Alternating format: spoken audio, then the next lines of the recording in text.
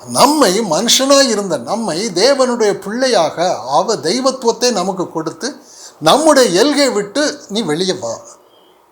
முன்னாடி மனுஷனாக இருக்கும்போது சூழ்நிலையை பார்த்து பயந்தாய், நியாயம்தான். ஏன்னா அது உன்னை விட அது பெரிய பலவானாக இருக்கும். ஒவ்வொரு சம்பவமும் கோலியாத்தாக தான் இருக்கும். ஆனால் இப்போ நீ மனுஷன் எல்லாம், உனக்குள்ளே கிறிஸ்து தெய்வம் உனக்குள்ளே இருக்கிறார். நீ தேவாலயம், உனக்குள்ளே தெய்வத்துவம் இருக்குது. தெய்வத்துவத்தின் பரிபூரணம் எல்லாம் சரீர பிரகாரமாக உனக்குள்ளே இருக்கு. இப்போ நீ இந்த கிறிஸ்துவின் மரண உயிர்த்தெழுதல் மூலமாக நமக்கு கொடுக்கப்பட்டிருக்கிற மார்க்கம், மாம்சத்தை கடந்து போகிறோம், மனுஷத்துவத்தை கடந்து போகிறோம். இந்த இடத்துல என்னால் பொறுமையாக இருக்க முடியாதுன்னா இப்போ இருக்க முடியும். இந்த இடத்துல எனக்கு சந்தோஷமாக இருக்க முடியாதுன்னா இப்போ இருக்க முடியும். ஏன் என்றால் எனக்குள் தெய்வத்துவம் முழுவதும் வரும்பொழுது புறம்பே இருக்கிறது எல்லாம் பலவீனம்தான். எந்த மனுஷன் நமக்கு விரோதமாக என்ன வேணாலும் பண்ணட்டும், கொக்கரிக்கட்டும், என்ன வேணாலும் பண்ணட்டும், உலகத்தில் எவ்வளோ வேணாலும் காற்றோ கடலோ மழையோ புயலோ என்ன வேணாலும், அது என்ன வேணாலும் செய்யட்டும், ஒன்றும் தெய்வத்துவத்தை மேற்கொள்ளவே முடியாது, தெய்வத்துவத்தை ஜெயிக்கவே முடியாது. இதுதான் நாம் எல்கையை கடந்து மகா பரிசுத்தத்திற்குள் போகிறோம். மனுஷ எல்கையை கடந்து கிறிஸ்துவின் மரணம் மூலமாகிய அவருடைய மாம்சமாகிய திரையின் வழியாய் இப்போ நாம் ஆவிக்குரிய ஜீவன்களாக உன்னதத்தில் அவரோடு கூட இருக்கிறோம். மனுஷ எல்கையை கடந்து விட்டோம். அந்த மார்க்கத்தின் வழியாக 20வது வசனம், பிரவேசிப்பதற்கு அவருடைய இரத்தத்தினாலே நமக்கு தைரியம் உண்டாயிருக்கிறபடியினாலும். இப்போ நமக்கு என்ன தைரியம் அப்படின்னா, ஒன்றும் நம்ம சேலஞ்ச் பண்ண முடியாது. கிறிஸ்துவுக்குள் நம்ம உயிர்ப்பிக்கப்பட்டு இருக்கிறோம். நாம் அல்ல, கிறிஸ்து நம்மில் இருக்கிறார். மனுஷ எல்கை கடந்துட்டோம், மாம்சமாகி அவருடைய திரையின் வழியாக கடந்து வந்துட்டோம். இப்போ நமக்கு ஒரு தைரியம். முன்னாடி நம்மை மிரட்டுகிற சூழ்நிலையில் நிச்சயமாக நம்ம மிரட்டும், நம்ம பயப்படுவோம். இந்த சம்பவம் அப்படி ஆயிட்டுதுன்னா என்ன ஆகும், இந்த சரீரம் இப்படி கெட்டு போனால் என்ன ஆகும், அப்படி பயந்தோம். இப்போ நாம் பயப்படுறதில்லை. ஏன் அப்படின்னா அவை எதுவும் நம்மை மேற்கொள்ள முடியாது. நமக்குள் இருக்கிறது அவ்வளோ வல்லமை. இந்த வல்லமை நம்புங்க. ஆனால் இந்த வல்லமை எதுவுமே காணப்படாது. காணாதவைகள் நித்தியமானவைகள், நம்பிக்கைக்குரியவைகள். நித்தியமானவைகள்னால் நம்பிக்கைக்குரியவைகள். காணப்படுகிறவைகள் எல்லாம் அநித்தியமானவைகள். அப்படின்னா நம்பிக்கைக்குரியவைகள் இல்லை, நம்பிக்கை துரோகம் பண்ணும். என் கை நிறைய பணம் இருந்தால் கூட நம்பிக்கை துரோகம் பண்ணும். உடல் நல்ல சுகம் இருந்தால் கூட நம்பிக்கை துரோகம் பண்ணும். வானமும் பூமியும் எனக்கு சொந்தமாக உலகம் முழுவதும் எனக்கு கொடுக்கப்பட்டிருந்தாலும் அத்தனையும் எனக்கு நம்பிக்கை துரோகம் பண்ணவே பண்ணும். நான் வஞ்சிக்கப்பட்டவன். திரளான ஆஸ்தி ஒரு மனுஷனுக்கு பாதுகாப்பு கிடையாது, அது காப்பாற்றவே காப்பாற்றாது. அது அத்தனையும் வஞ்சகம். இந்த உலகமும் உலகத்தில் உள்ளவைகளும் வஞ்சகம். அப்போ நமக்கு உலகத்தில் ஒன்றும் வேண்டாமா? கிடைக்கும். எனக்குள்ளே கிறிஸ்து இருக்கிறார், அவர் எப்படியாவது கொடுப்பார். வானத்திலிருந்து கொடுத்தார்ல அப்போ. நேற்று மீண்டு என்று மாறாதவர், அவர்களோடு சென்ற ஞான கண்மலை கிறிஸ்து தானே. நேற்று மீண்டு என்று மாறாதவர். நமக்குள்ளே இருக்கிறவர் நமக்கு அப்பத்தை கொடுக்க மாட்டாரா? வானத்தையும் பூமியும் உண்டாக்கினவர் நமக்கு தண்ணீரை கொடுக்க மாட்டாரா? தண்ணீர் வேணும், என்ன வேணும், உலக பிரகாரமாக என்னென்ன வேணுமோ அத்தனையும் அவர் வேறு விதமாக அவர் நிச்சயமாக கொடுப்பாருன்னு நம்பு. அவ்வளோதான். இது இல்லையே, அது இருந்தால் சந்தோஷம் வந்துடுமா? இது இருந்தால் எனக்கு சந்தோஷமாக இருக்குன்னு சொல்லுவாங்களே, அது வந்தால் சந்தோஷமாயிடுமா? கல்யாணம் ஆனால் போதும் என் பிரச்சனை தீர்ந்து போகும்னு சொல்லுவாங்க. கல்யாணம் ஆனவங்களுக்கெல்லாம் பிரச்சனை தீர்ந்து போச்சா? கல்யாணம் பெருசு இல்லை, கல்யாண வாழ்க்கை பெருசு. கல்யாணம் ஆயிரணும், கல்யாணம் ஆயிரணும், கல்யாணம் ஆயிரணும். எப்படியாவது பாரு, அதை பாரு, இதை பாரு, இந்த பொய்யை சொல்லு, அந்த பொய்யை சொல்லு, இந்த பணத்தை கொடு, அந்த பணத்தை கொடு. கல்யாணமாக பெருசு? கல்யாண வாழ்க்கை அல்லவா பெருசு? அந்த வாழ்க்கை வாழ்னா கிறிஸ்து வேணும். அவர் கொடுக்க மாட்டாரா நமக்கு? எல்லாம் கொடுப்பார், வேறு விதமாக கொடுப்பார் என்று நாம் நம்பணும். உன்னை சிறுமைப்படுத்தி பசியினால் வருத்தி வனாந்தரத்தில் நான் உன்னை கூட்டிகிட்டு வரும்போது பசியில் உனக்கு அப்போ இல்லை, தண்ணீர் இல்லை, ரைட். உனக்கு அப்போ இல்லாமல் தண்ணீர் இல்லாமல் விட்டாரா? கொடுத்தார்ல. அவர்களோடு சென்ற ஞான கண்மலையின் தண்ணீரை குடித்தார்கள். அந்த கண்மலை கிறிஸ்துவே. இன்றைக்கி நமக்குள்ளே அவர் தான் இருக்கிறார், நாம் இல்லை. சம்பூரணம் இப்போ நமக்கு ஆசீர்வாதத்தின் சம்பூரணம். இயேசு கிறிஸ்துவுக்குள் ஆவிக்குரிய சகல ஆசீர்வாதங்களினாலும் நாம் ஆசீர்வதிக்கப்பட்டு இருக்கிறோம் என்று நம்பணும். எபேசியர் 1 அதிகாரம் 3வது வசனத்தில் சொல்லப்பட்டபடி இப்போ நமக்கு மனுஷனுடைய லெவலில் உள்ள வாழ்க்கை இல்லை, அந்த வாழ்க்கை கடந்து போகிறோம். தேவன் நமக்குள்ளே இருக்கிறார், நாம் தேவாலயமாக இருக்கிறோம். அப்படின்னா தெய்வத்துவம் முழுவதும் நமக்கு இருக்குது. கிறிஸ்து ஆவியாக நமக்குள்ளே இருக்கிறார். இந்த விசுவாசத்துக்குள்ளே வந்ததுக்கப்புறம் ஒரு கட்டடத்தை பார்த்து இது தேவாலயம் என்று இனி நாம் சொல்லி நம்மை நாமே வஞ்சிக்க வேண்டியது இல்லை. ஒரு கட்டடத்தை பார்த்து தேவாலயம்னு சொன்னால் என்னை நான் எப்படி தேவாலயம்னு சொல்வேன்? கிறிஸ்து எனக்குள்ளே இருக்கிற தெய்வத்துவம் எனக்குள்ளே இருக்கிறது என்று நான் எப்படி சொல்வேன்? அது ஒரு தவறான காரியம். அறியாமையின் காலத்தில் தேவன் அறியாதவர் போல இருந்தார். நமக்கு ஒரு அறியாமையின் காலம் உண்டு எல்லாருக்குமே. அந்த காலத்தில் நாம் அறியாமையில் தான் இருந்திருப்போம்.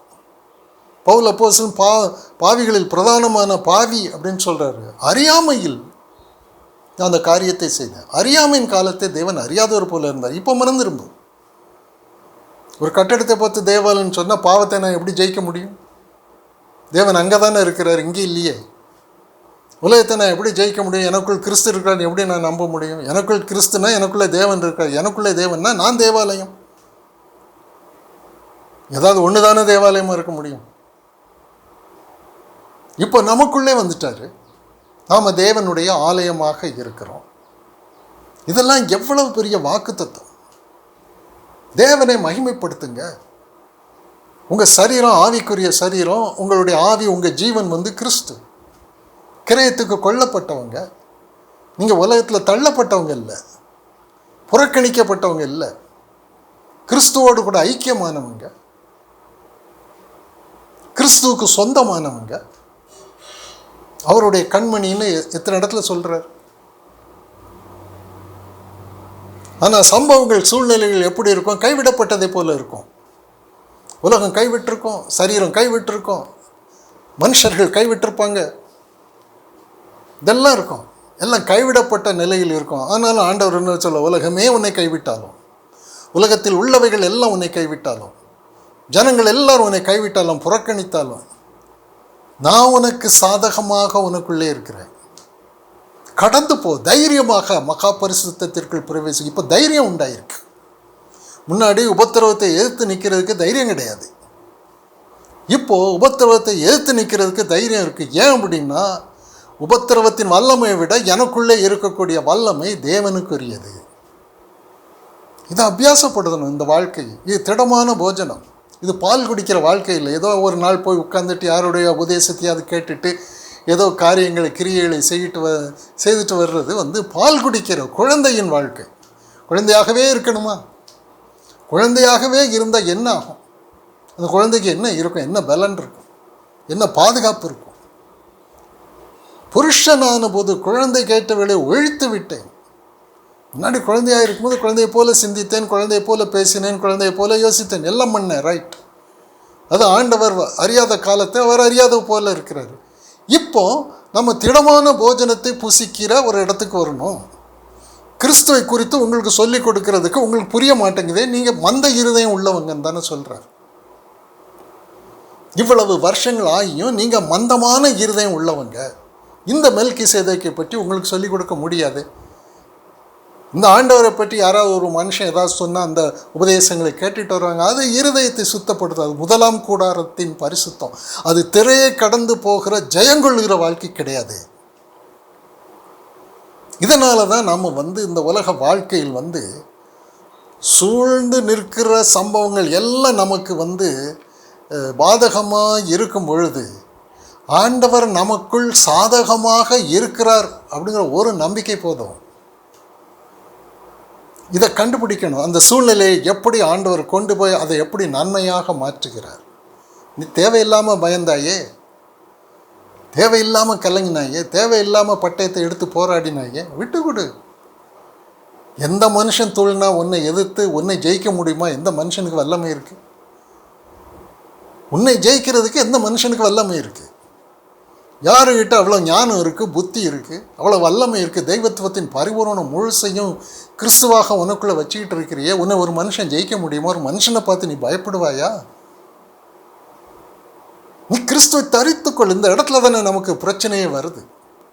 மகா பரிசுத்தத்திற்குள் பிரவேசிக்கிறதற்கு நமக்கு தைரியம் உண்டாயிருக்கு. அவருடைய மாம்சமாகிய திரையின் வழியாக புதிதும் ஜீவனுமாகிய மார்க்கம்.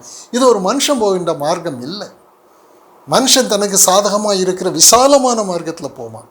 இது நமக்கு பாதகமாக இருக்கக்கூடிய இடுக்கமும் நெருக்கமான மார்க்கத்துக்குள்ளே நாம் போகிறோம்.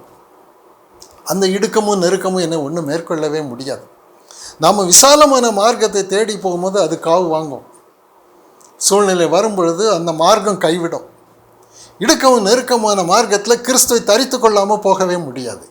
அதில் போகிறவங்க ஆனந்த கழிப்புடன் பாடித்தான் போவாங்க, ஒப்பாரி வைக்க மாட்டாங்க. நமக்கு தைரியம் உண்டாயிருக்குது. சூழ்நிலைகளை குறித்தும் மனுஷர்களை குறித்தும் நமக்கு விரோதமாக வருகிற எந்த ஒரு காரியத்தை குறித்தும் நமக்கு மன தெளிவே ஆண்டவர் கொடுத்திருக்கிறார். பயமுள்ள ஆவியை கொடுக்கல, மன தெளிவு உள்ள ஒரு ஆவியை நமக்கு கொடுத்திருக்கிறார். இந்த ஆவியை கொண்டு தான் நாம் போகிறோம். ஏன் அப்படின்னா, கிறிஸ்துவின் மரணத்தில் என்னுடைய அத்தனை நிர்பந்தமும் நீங்கி விட்டது.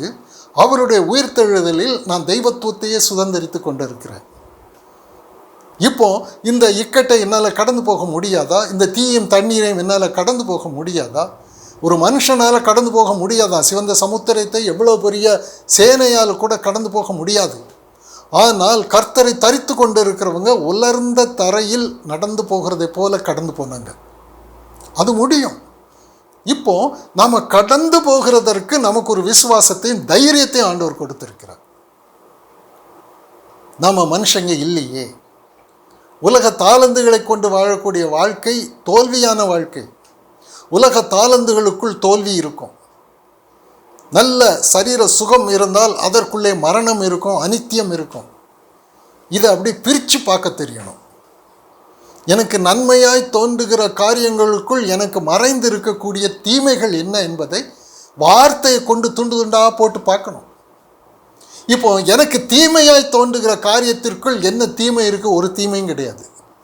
அதன் வழியாக நான் கடந்து போகும் பொழுது மறுரூபம் அடைகிறேன், அவருடைய சாயல்ல மாறுகிறேன்.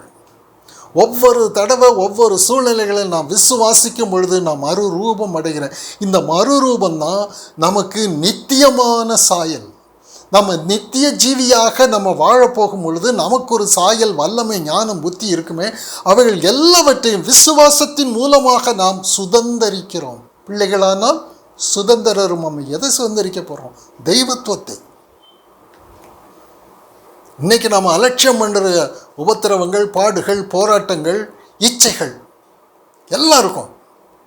அவள் எல்லாவற்றையும் கிறிஸ்துவை தரித்து கொண்டு இருக்கிறேன் என்கிற விசுவாசத்தில் அவருடைய வார்த்தை, அவர் நமக்குள்ளே இருந்து போதிக்கிற போதகராக இருக்கிறாரு. நான் ஒரு மனுஷங்கிட்ட உபதேசம் கேட்டுக்கொண்டே இருந்தால் அது போயிடும். அது நமக்கு பிரயோஜனமாக இருக்காது. அது புறஜாதியாருடைய காரியம். நீங்கள் இவ்விதமாய் கிறிஸ்துவை கற்றுக்கொள்ளவில்லையே. நீங்கள் அவரிடத்தில் கேட்டு கற்றுக்கொண்டீர்கள். அவர் என்ன கல்வியை கற்றுக் கொடுத்தாரு? உன்னுடைய சாப்டர் முடிஞ்சது, என்னுடைய சாப்டர் 1 ஆரம்பிச்சாச்சு. மனுஷத்துவத்தின் எல்கை முடிஞ்சது, தெய்வத்துவத்தின் எல்கை ஆரம்பிச்சாச்சு. இப்போ இந்த ஒன்று தான் கிறிஸ்தவ வாழ்க்கை.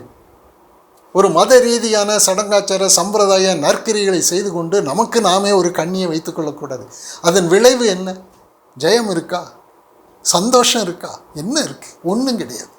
பிள்ளைகளே, புசிக்கிறதுக்கு ஏதாவது உங்களிடத்தில் உண்டான்னு கேட்டார்ல, ஒன்றும் கிடையாது. உன் இஷ்டப்படி போன வலையை போடுவேன்னு சொன்ன என்னாச்சு? ஒன்றும் கிடையாது. இதுதான் ஆண்டவர் நமக்கு கிறிஸ்துவுக்குள் கொடுக்கிற ஒரு பரம ரகசியம், மார்க்கம். இப்போ புது உடன்படிக்கையில் நாம் 1ஆம் கூடாரத்தை கடந்து மகா பரிசுத்தத்திற்குள் பிரவேசிக்கிறது என்றால், நாம் நம்மை எதிர்த்து வருகிற சம்பவங்கள், சூழ்நிலைகளை நாம் சேலஞ்ச் பண்ணுறோம். உன்னால் ஒன்றும் பண்ண முடியாது. சிங்கமே, உன்னால் ஒன்றும் பண்ண முடியாது. சிங்கம்தான் மனுஷனை பொறுத்தவரையில் ஒன்றுலாம் ஆக்கிடும். அந்த சிங்கம் உன்னை ஒன்றும் பண்ணாமல், நீ அந்த சிங்கத்தை மிதிப்பாய் என்று ஆண்டவர் சொல்லிட்டாருன்னா, சிங்கம், விரியன் பாம்பு, பாலசிங்கம், வலுசெருப்பம் 4 மனுஷனுக்கு அது பெரிய உபத்திரவத்தை கொடுக்கும். ஆனால் மனுஷ எல்கை கடந்து தேவனுடைய எல்கைக்குள் வந்த மகா பரிசுத்தத்திற்குள் வந்தவர்களுக்கு எவ்வளவு தைரியம் இருக்குது, எவ்வளோ வல்லமை இருக்குது. அதுக்கு முன்னாடி அந்த சிங்கம் ஒன்றும் பண்ண முடியாது. மிதித்து போடுவாய். நம்மை தானே மிதிக்க சொல்லியிருக்கிறாரு. சிங்கத்தை எடுத்து போட்டாரா? எடுத்து போட மாட்டார். உன் வழியில் சிங்கம் இருக்கும், எல்லாம் இருக்கும், நீ மிதி. அவ்வளோதான். உனக்கு ஒரு விசுவாசம், உனக்கு ஒரு வல்லமை கொடுக்கப்பட்டிருக்க, புதியதும் ஜீவனுமாகிய மார்க்கம் உன்னுடைய மாம்சமாகிய திரை கிழிக்கப்பட்டிருக்கு, உனக்கு ஆவிக்குரிய வல்லமை உனக்கு கொடுக்கப்பட்டிருக்கு, செய்.